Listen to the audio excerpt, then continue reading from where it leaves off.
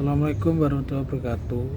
Perkenalkan, saya Adriana Rizky Maulana Perkasa dari kelas C dan NIM B100250171. Saya di sini akan menjelaskan informasi penting dengan kasus yang kemarin para kades turun di jalan untuk unjuk rasa atau demo dengan penolakan pemotongan dana desa. Kasusnya apa saja ini? Waktu itu pemerintah akan merevisi aturan-aturan terkait skema pembiayaan koperasi merah putih. Salah satunya skema pembayaran cicilan akan diambil dari dana desa sebesar 40 triliun per tahunnya selama 6 bulan. Revisi tersebut menyusul diterbitkan instruksi Presiden atau Inpres nomor 17 tahun 2025 tentang percepatan pembangunan fisik gerai, pergudangan dan kelengkapan koperasi merah putih pada 22 Oktober 2025. Sebelumnya telah diterbitkan juga instruksi Presiden nomor 9 2025 tentang percepatan pembentukan koperasi desa kelurahan merah putih pada 27 Maret 2025. Sebagai tindak lanjut, Kementerian Keuangan pun menerbitkan peraturan Menteri Keuangan atau PMK nomor 49 tahun 2025 tentang tata cara pinjaman dalam rangka pendanaan koperasi desa atau kelurahan merah putih. Nah, yang di sisi lain, Kementerian Desa dan Pembangunan Daerah Tertinggal juga menerbitkan peraturan Menteri Desa dan Pembangunan Daerah Tertinggal nomor 10 tahun 2025 tentang mekanisme persetujuan dari kepala desa atau kades dalam rangka pembiayaan koperasi desa merah putih. Menteri Keuangan Purbaya Yudi Sadewa menyatakan berlakunya Inpres nomor 17 2025 membuat PMK nomor 49 2025 tersebut tidak berlaku atau dicabut.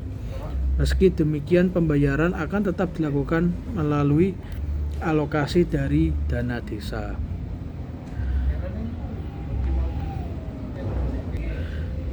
Lalu, memang PMK itu tidak berlaku, dicabut kalau tidak salah direvisi. Tapi yang jelas dana desanya itu 60 triliun untuk tahun anggaran 2026. Sekitar 40 triliun per tahun untuk mencicil koperasi merah putih 6 tahun ke depan. Nah, kata dalam media briefing di kantor Kementerian Keuangan di Jakarta ya. Waktu itu Jumat tanggal 14 September 2025.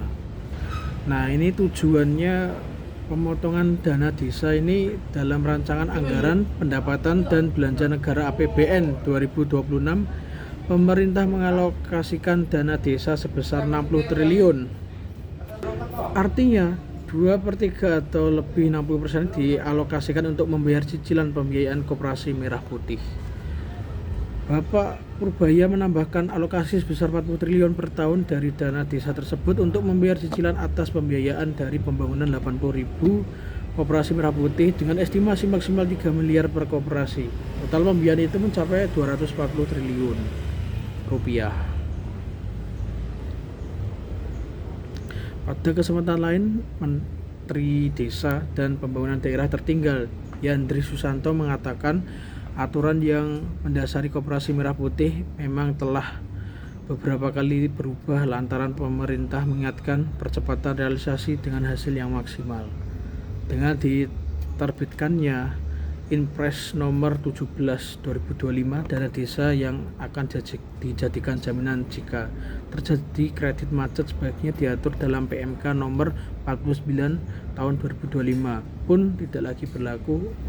Ini dipertimbangkan program pembangunan koperasi merah putih berasal dari inisiatif pemerintah. PMK 49 tidak berlaku termasuk Permendes nomor 10 terkait 30% dana desa jadi jaminan yang tidak berlaku lagi karena menjadi top down. Pemerintah akan bangun langsung menjadi aset desa. Desa mendapatkan keuntungan sekurang-kurangnya 20%, kata Yandri dalam rapat kerja bersama Komisi 5 DPR hari Rabu tanggal 12 September 2025. November, salah. Nah, tapi berisikonya macet. Kepala Pusat Makroekonomi dan Keuangan Indef Rizal Taufikur Rahman berpendapat ya, pencabutan regulasi yang mengatur jaminan atas kredit macet tersebut menghilangkan aspek mitigasi risiko. Selain itu, dicabutnya Permendes 10/2025 dan PMK 49/2025 tersebut otomatis juga akan menaikkan eksposur kredit secara signifikan ya. Sebab setiap potensi gagal bayar kini sebenarnya membebani koperasi dan lembaga pembiayaan. Oke, sekian dari saya. Bila ada salah kata mohon maafkan ya. Sekian, wassalamualaikum warahmatullahi wabarakatuh.